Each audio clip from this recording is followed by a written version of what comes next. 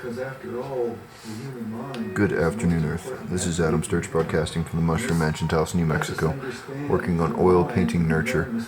Alright, so a couple of steps going to happen right now. I'm going to put in a little scene, a character of a couple walking into the distance on a little path that will be visible beneath the swing set that will lead into some trees made with the same color that I'm going to shadow all of the figures with, the little figures with, across the skin of the figure landscape, and then use that same shadow color for the trees and trees into the distance. And then I'm going to hit the ground grass with a viridian and then light it up with some light green where the shadows aren't being cast, just to make it glow a little brighter. And that's going to take a few minutes, hopefully not 2 sessions, because I'm feeling kind of lazy right now. I just got back from town. I really don't want to cut together 2 sessions. But I think I should be able to do this in 27 minutes if I shut up and get to work. So here we go. Open eyes, you may see the world in a different way. I mean, you see it as it really is. Wonderful.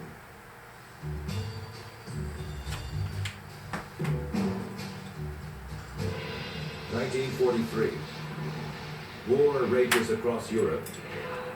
In the neutral confines of Switzerland, chemist Albert Hofmann is hard at work at the Sandoz Pharmaceutical Company's Basel laboratory. While searching for a cure for migraine headaches, Hofmann accidentally ingests a minute amount of an experimental substance that would change both his life and the world. LSD-25. Many would come to view it as a spiritual antidote to the atom bomb. Before the decade is over, Sandoz has sent Hofmann's discovery to researchers and psychiatrists all over the world for testing. Research projects spring up in such places as Canada, the US, England, and Czechoslovakia. One day we got a large box full of ampoules, and it was LSD. And there was an accompanying letter that said this was a very fascinating substance, discovered practically by accident, or Dr. Hoffman, the discoverer, likes to call it serendipity rather than accident. When I discovered LSD, it was believed it was a product of laboratory. And then we discovered that these compounds had existed already for thousands of years in the plant kingdom. Not exactly LSD, but practically.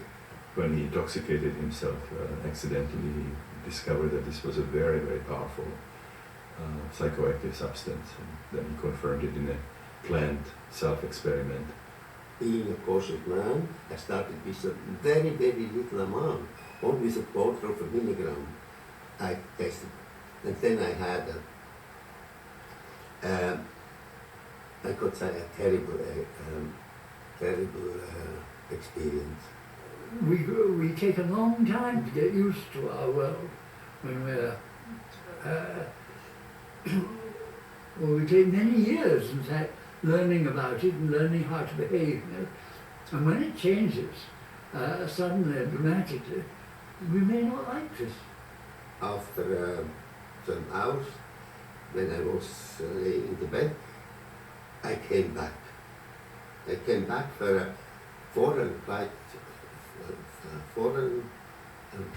existence to new life. I saw, certainly, I realized how wonderful our Earth is.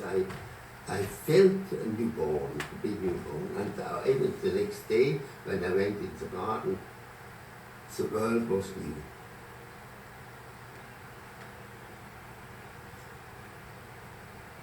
Just what is LSD and what does it do? The effect is somewhat like looking through a microscope. Suddenly, when you look through a microscope, you discover that there's an invisible world around you that you hadn't known about before you did it. The same thing is true with psychedelic drug. You're aware of processes that are going on inside your own brain. You're aware of the exchange of energies that are going on between your sense organs and the energies around them that you were aware of before. Generally, you have no hallucination with LSD. Hallucination is if you see something which does not exist.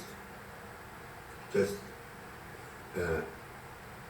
but under LSD you see things which are transformed and comes it is a different view, a different experience of our existence. The effect your senses change means that you're faced with a lot of new and quite unfamiliar problems. I mean, you suddenly become aware of the textures and colours, all these things suddenly become immensely important. For myself, these experiences have been most strange, most awesome, and in their own way, amongst the most beautiful in my life. A sense of special significance began to invest everything. Everything was brilliantly sharp and significant. If I fixed my attention on a flower, I felt that I could spend all day in contemplating it.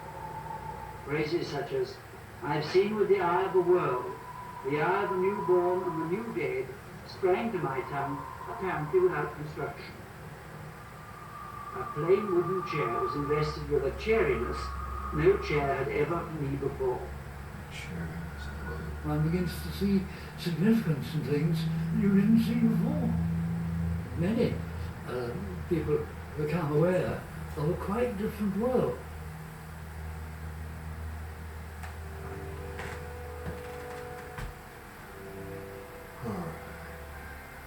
Saskatchewan is a very large place, and a lot of it's empty.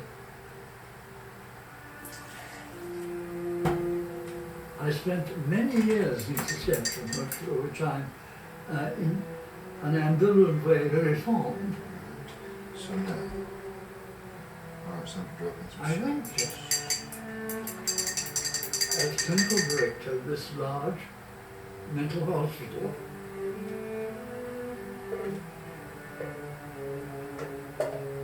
I enjoyed these days in Saskatchewan. Alright, so we need a brush for shadows.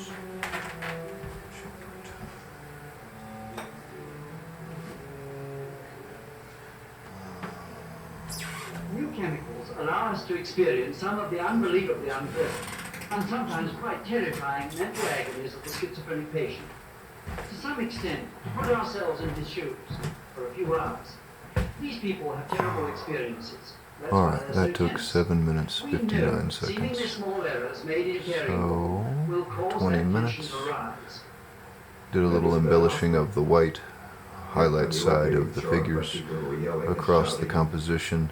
Now I'm going to drop in the violet, red shadows shrieking and crying and screaming. You could hear in it all order over the with place. the light source of the sun from the top. Well, not exactly. I mean, she would honestly be eclipsing all of those figures.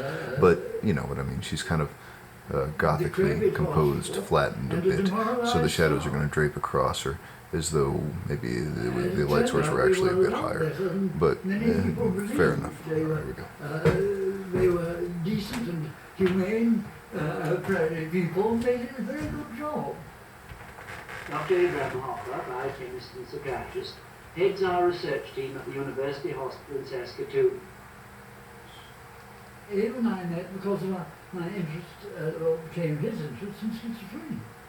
He was an admirable chap to work with. He's a prairie born, and the other very important point was there were a lot of things that he was tremendously helpful to me, because my own predecessor would say, he said, "You don't understand the Canadians of the prairies." And having got Abe as a reference point, I was able to prove many astounding refutations of this. And you could produce them on the hoof, as you were. I've always given Humphrey credit for the immense contribution he made. He really made. He was the single most important catalyst. Had he not come to Saskatchewan when he did, I doubt I would have gone into this field at all. And my guess is that I would have become a straightforward, standard, conservative, orthodox psychiatrist. We are able to hold our world constant For the schizophrenic person, this constancy breaks down, or begins to break down, which is worse because of the uncertainty. We conducted hundreds of experiments using different substances to produce schizophrenic-like symptoms in our cells. I put myself through more than 15 experiments using everything from ololuqui to adrenaleukin. Once we began getting a little more money, we didn't get much more money, but a little more money, and the conditions really improved quite a lot. Tommy Douglas, he was a man of tremendous vision. It made sense to him to say that schizophrenia keeps a lot of people tied up for years and years, and nobody knows what causes it, and nobody knows how to cure it, and maybe there's a better way to go about it. And so they set up a project, and I was caught in the project. It was great. So we had everything going for us at that time. It was a series of coincidences that probably could not happen again.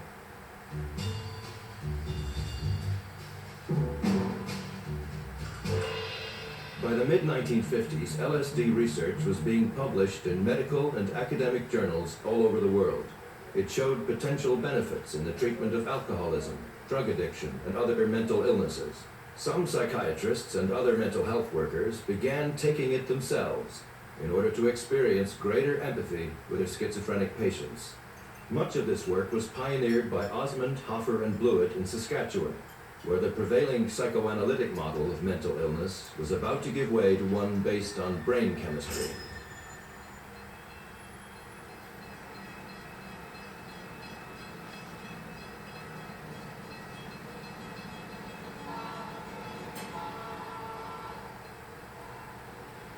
Dr. Humphrey Osmond, it was him that first said that when you're working with LSD, you have to start with yourself. And you should, to put yourself forward as knowing something about LSD until you'd taken it was pretty, almost criminal. And he sort of laid down the ground rules of research with LSD in the province, and they were very sound. This is compared to the research that was carried out in other centers. This Saskatchewan was miles ahead of the pack. In Saskatchewan, and cooperating with scientists all over the world, we've been working to prove a theory we think is sound. We decided to use these drugs to see if we could get inside the skin of a schizophrenic patient, to see if this might give us a clue as to how we might better treat them. I was simply interested in seeing what this was the experience our patients had, what it was like. And it was a great surprise to me. LSD really changed our thinking. It had the following major changes: that once we had taken the LSD, we became much more aware of what was happening to the schizophrenic patient. And it also had the effect of taking the patient's accounts of their experience very seriously, which you don't necessarily do if you hear them every day and they're always much the same. You don't really think about what's it like for that particular person. Dr. Hoffer, you've used it in treating alcoholism. Why do you use it for that purpose? In my opinion, Mr. Burton, and this is based upon 500 cases that we have treated over the past 8 years, we selected alcoholics because it is often easier to know whether they are improved or not. And many of our people had not responded to the best treatment that we could give them, and they are now sober and good people. We began to use LSD to treat alcoholics. The original idea was to use it as a drug. Give them LSD, give them a terrible time, and hope that they would therefore not want to drink anymore. It didn't work that way at all. Alcoholics Tended to be very tolerant of their own shortcomings, and they rather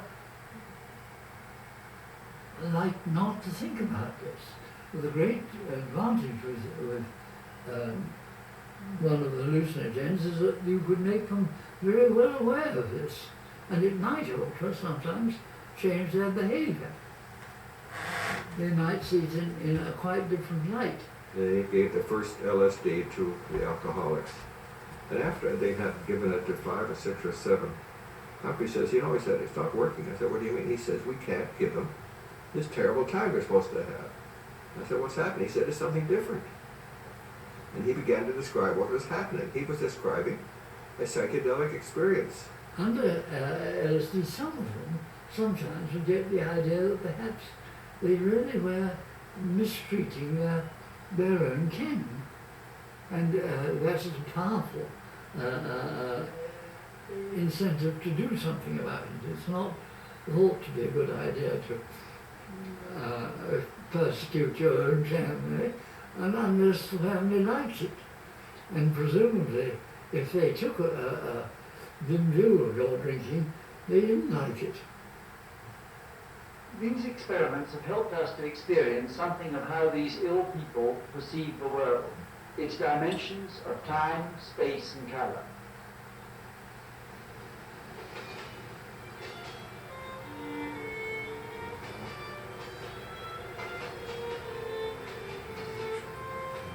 Humphrey gave me LSD, and I learned the secret of his success.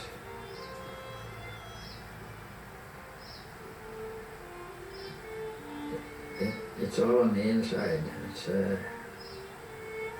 just looking for you.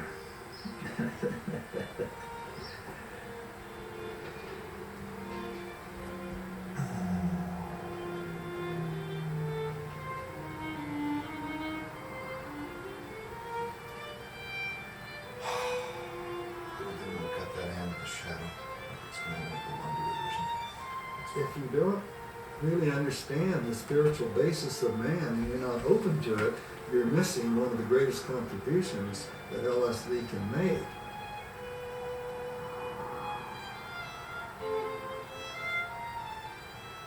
Well, Hubbard came along and demonstrated a whole new way of using it based on spiritual realization.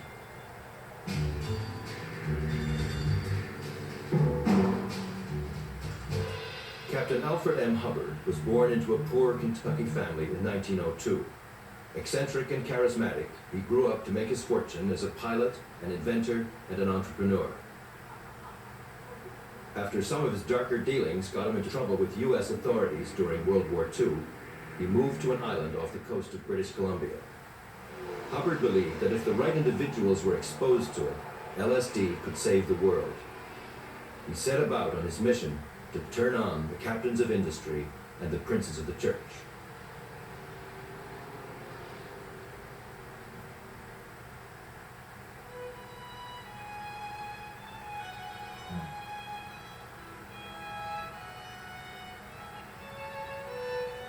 In a good LSD experience, what happens that as you resolve your inner conflicts and the loads and the barriers that have developed, and you begin to reach down into the depths of your own being, you see more and more levels of being, more and more levels of understanding. Often we like to blame our feelings on other people and what they're doing to us.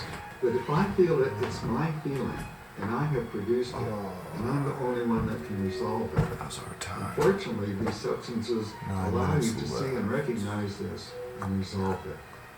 No way I can do all the trees and the Viridian in the 9 minutes remaining. Okay, I'm gonna pause it here, regain the circulation to my head, and do a second cut for the trees and ground. Here. Imagine. Alright, take 2. He has a lot of tricks up his sleeve. He gave me a little method ring, which is a release euphoria.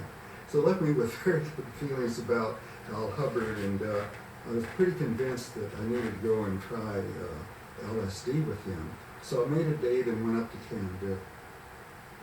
I was just astounded at what I learned, and I felt enormously free from the way I had before. And then I just couldn't get over such a profound learning experience. So naturally, I became very enthused about it. I started talking to people about it and encouraging others, and began to wonder how I could get more and more involved.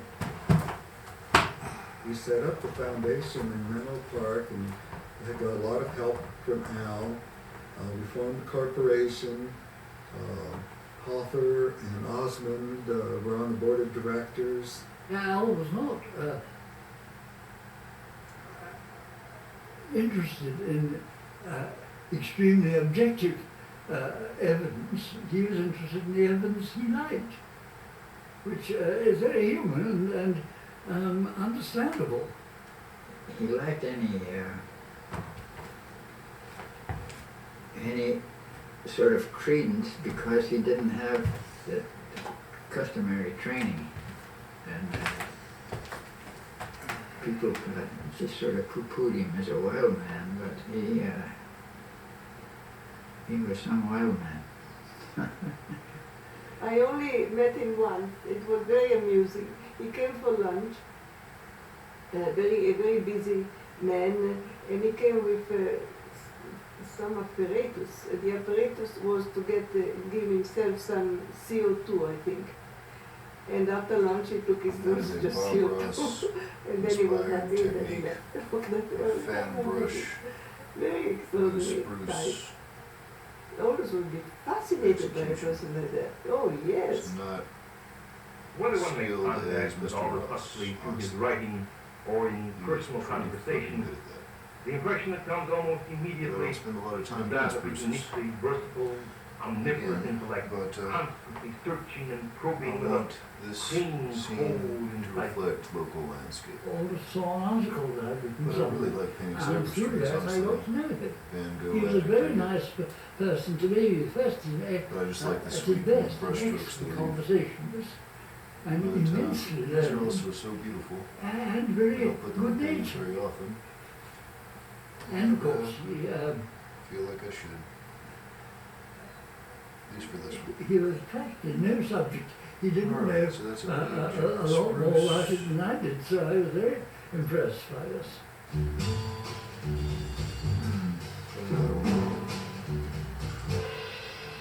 The start of the Second World War found eminent British author Aldous Huxley writing screenplays in Hollywood, California. While there, Huxley explored Eastern mysticism with such luminaries as Gerald Heard and Alan Watts. He wrote to Dr. Humphrey Osmond after reading an article about mescaline that the doctor had published. They struck up a friendship that would last until Huxley's death in 1963. But it was during their first meeting in 1953 that Osmond gave Huxley his first psychedelic experience, which prompted the author to compose his famous essay, The Doors of Perception. I didn't really want to end my career as a man who driven Aldous mad. It wouldn't have been a good start.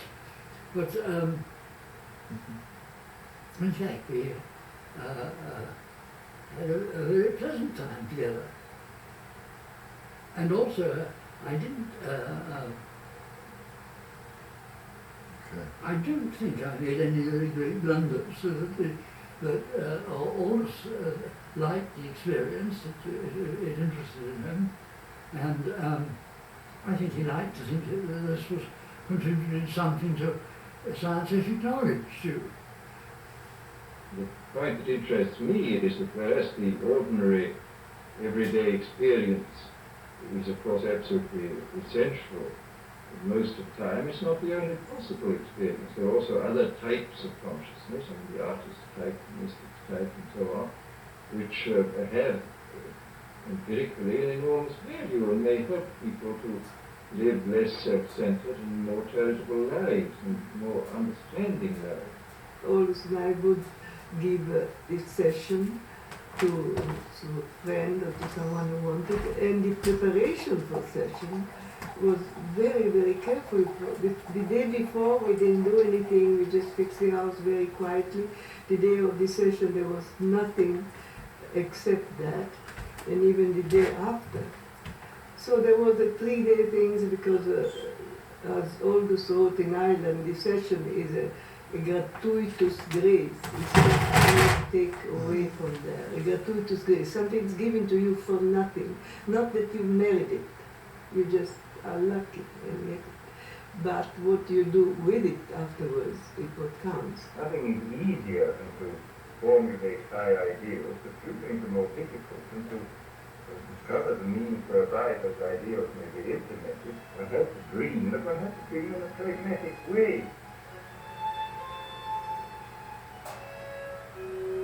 I think Huxley enjoyed Hubbard. Hubbard was very excited about the potential of LSD. He felt a mission to the world to bring this and have it spread. One of the things that the two of us planned was to hopefully reach the place where we could set up treatment centers around the world.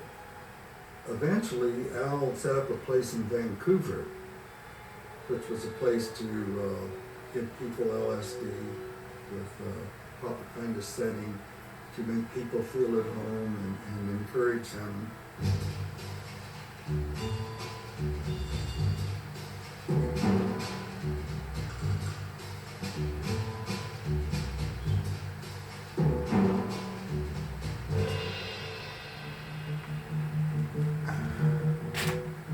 When the person was accepted to go through the program, he was given an outline to write his history, what problems he had any health problems, what was the relationship with his parents, what was his childhood like.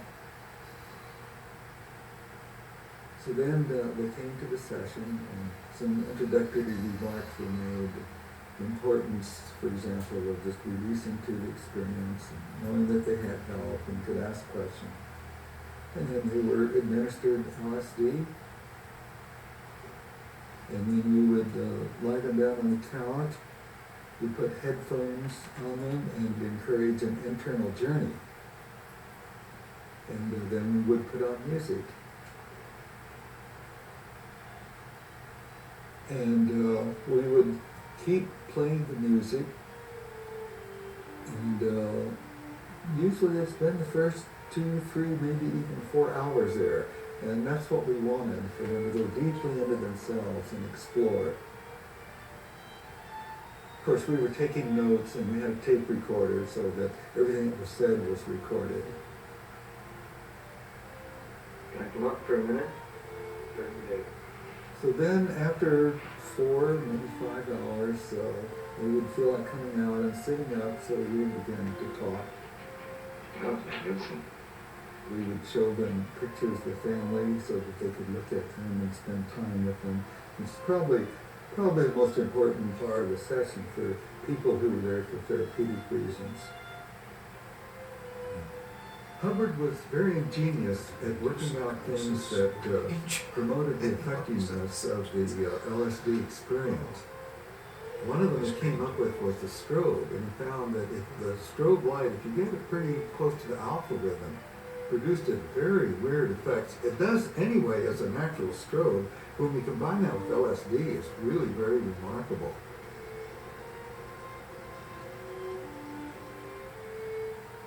Looking into the mirror is one of the most powerful things you can do, to look at yourself. And of course, at first, some people really draw back, you know. I've seen people even frightened at the image of the mirror, but we encourage them, just look, just accept it. And as they do, they begin to see more and more. And if they go far enough with this, they begin to see their inner self. One of the most powerful artifacts that you can show to a person when they're under the influence is a beautiful red rose that just partly opened. It hasn't fully opened yet. For many, the rose comes to life. And they actually see it breathe. They can actually see the petals open and close.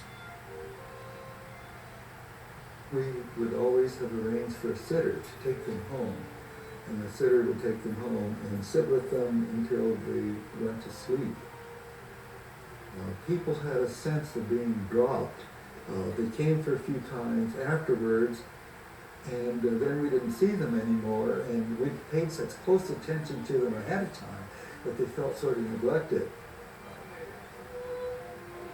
there were several people who'd gone through the process who were sort of typical leader types, and they formed groups so that people could join one of the groups, and they would go to the group, say, once a week, and they'd share experiences with each other. My feeling was that in this study period, sort of looking for paradise after this experience, and came to realize it was right here, where you happen to be, like where we're sitting. You make your own heaven and hell.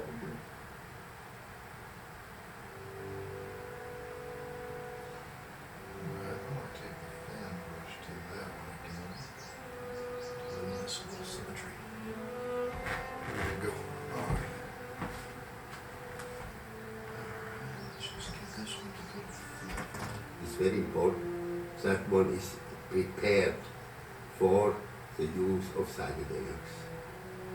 It is not just fun, it is a very serious experiment. Psychedelics allow you to do things, but you only do the things that you really want to do. And if it's something that you don't want to do, then stay away from it. It's not for you. So intention is the bottom line. As a matter of fact, I think intention is the bottom line in life anyway, for all of us at any time. When you think about ritual, traditional ritual ceremony, that's just the purpose of intentional use of arranging the set and the setting. It's not that ritual per se has any value, but it has value depending on the intention and the set and the setting that's behind it. Set is what you bring to the experience. You bring your life experience, you bring your memories, you bring your unconscious material, you bring your aspirations. Some people may have a much better set and sail very smoothly through these experiences. Others may have very difficult sets and they have to work harder and maybe be a lot more uncomfortable before they get things resolved. Setting is also important, and setting is the place where you have the experience. It's your surroundings, it's your companions, and these things are very important. The approach to give a LSD session was extraordinarily thought out, careful, respectful, loving, and sort of self-effacing. Because the most difficult thing if you are a guide is not to have opinion, to let the person give whatever he feels, whatever he sees. And so it was completely different from what happened 4 years later, where that was given in the street, and it was very upsetting.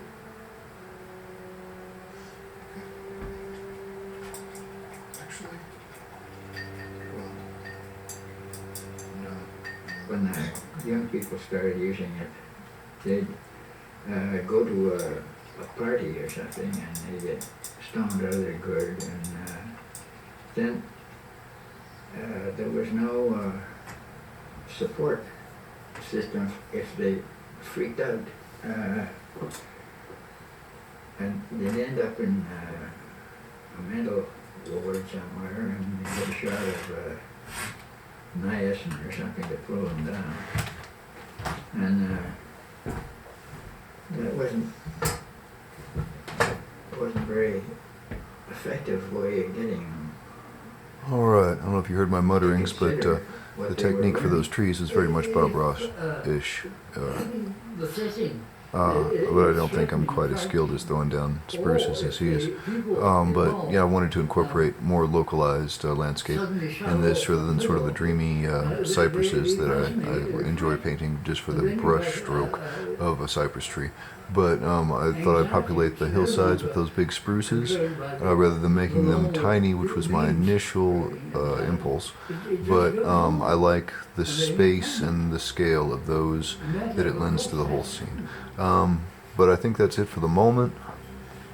Oh wait, the Viridian. Oh fuck, I got so into my trees I spaced out the ground. Alright, we got 13 minutes left on this clip. Alright, I'm going to throw down some green and make it glow. Here we go. I don't know why partly that came about because the early research with it was done by the American Army, and their aim was altogether different. They wanted to use it as a weapon. And when you start from the weapons approach, it's the confusion and the disturbance that you're capitalizing on, because it felt that if you give it to a whole population, they'd be pretty well immobilized because people wouldn't be able to carry on in their normal fashion, and you just sort of move them out of the road quietly and move in and take over their function, and you have a victory with no trouble whatever. That was the theory, but it backfired on the Americans. They found out that when they gave it to the soldiers, first thing the soldiers wanted to do was quit the army.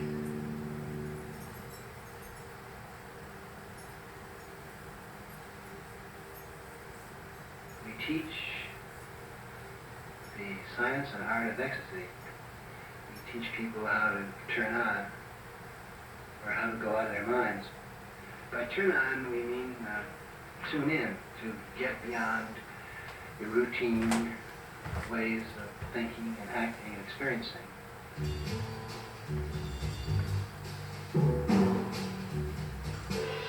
In 1961, two of Harvard University's best and brightest minds discovered psilocybin and LSD. Richard Alpert, who later changed his name to Ram Dass, and Timothy Leary, along with graduate student Ralph Metzner, began doing psychedelic research on a wide scale, conducting projects with religious leaders and prison communities, among others. Harvard's administration eventually grew uncomfortable with the amount of media attention Leary was receiving and canceled the project. Leary, Alpert, and Metzner moved first to Mexico and then to upstate New York to continue working with these substances. We were like middle-class academics, and our role, I think, in retrospect, was to try to find some way that the professional middle-class world of psychologists, psychotherapists, and so forth could accommodate these experiences. And we tried it within the university setting, and it worked for a while, and certain experiments were done, and we carried out the experiments, and we published articles in the journal, and then after a while it was no longer possible to do that then. And we experimented with other settings. We had this LSD training center in Zihuatanejo in Mexico. We said, well, let's go into a, where we're freed from the usual constraints, but we still have the structure. We just want to explore these potentials of these in a serious way. It was not just an ongoing drug party, and it was planned. It was attention paid to certain settings and so forth. But then that also proved to be not viable. Didn't have the right political support. It's just a tendency for these substances to become sensationalized. We often say that you're teaching people how to use their head. The point is, in order to use your head, you have to go out of your mind. You have to go out of all of the static, symbolic ways in which you think. Tim Leary, from my perspective, sort of created more problems. I don't think it was he made certainly popularized LSD, incited a lot of people to experiment, but he did not really give fair information. He was talking about LSD, it's a substance that makes trillions of your cells singing the song of liberation. Didn't tell people about the dangers, that before you go to heaven you might go to hell, or if you don't do it right you might stay there. Mainly Timothy was a really brilliant entrepreneur of notions, and on that he was very, at his best, pretty good. Unfortunately, he didn't necessarily always get really good notions. I have much more respect myself for Ramdas.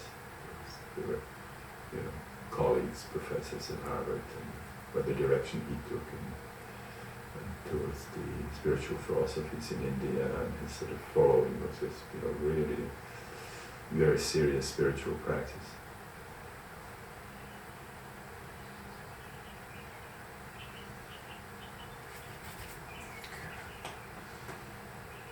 I was more using psychedelics to clean myself out. Tim was using it more to clean the society out. I wasn't born Richard Albert. I was just born as a human being. And then I learned this whole business of who I am and whether I'm good or bad or achieving or not. All that's learned along the way. And you see all those learned things separate. So you start to have this dissociative experience where all that you become is awareness, is a point of awareness. That's all that's left. And I remember the first time this happened to me, as professor went and middle class boy went and pilot went and all of my games were like going off into the distance. I got this terrible panic because indeed I was going to cease to exist. And I got the panic, which is the panic that precedes the psychological death, because indeed Richard Albert was dying.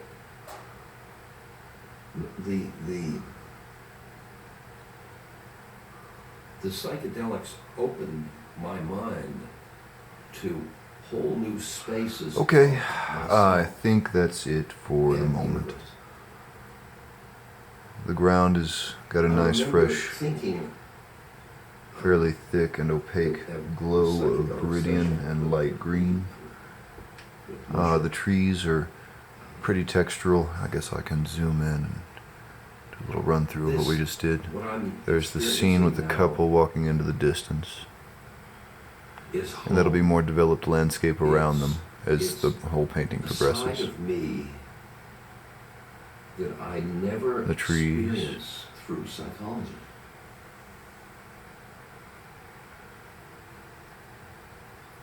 It's like a new level of my being. And I got so excited. We think of ourselves as members of a very traditional organization with men who have been asking the question, what's All right. I think that's starting to develop nicely. Next step will be to start colorizing all of the little figures and giving them shadows and things like that. But I think that's most of the compositional elements in. I may do some more trees. But I think that's it for the figures. That's about 15 in total figures, I think. And I don't think I want them so dense that they cover and are crawling all over it. I kind of like each one having their own little space, and I sort of like the rhythm of the way they're placed so far. So another one may sneak its way in there, but most likely the shadows are set, so I'll go ahead and start rendering them out now for the next session. But let this all set up, and maybe work on something later, or might call the rest of the day a quarter of a Sunday. I'm gonna go do firewood again tomorrow, and I'm gonna get a good night's rest. It's already been a busy day. So have a good night, Earth. Thanks for watching. That's Adam Sturch broadcasting from the Mushroom Ranch in Taos, New Mexico. Working on oil painting nurture. Certainly felt that it should be.